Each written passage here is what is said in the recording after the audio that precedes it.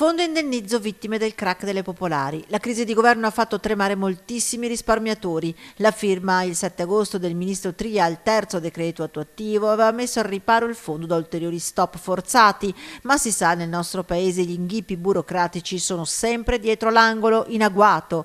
Nelle scorse ore infatti sembrava essere emerso un ulteriore problema, ovvero il via libera della Corte dei Conti, che peraltro aveva 60 giorni di tempo per esaminare il tutto.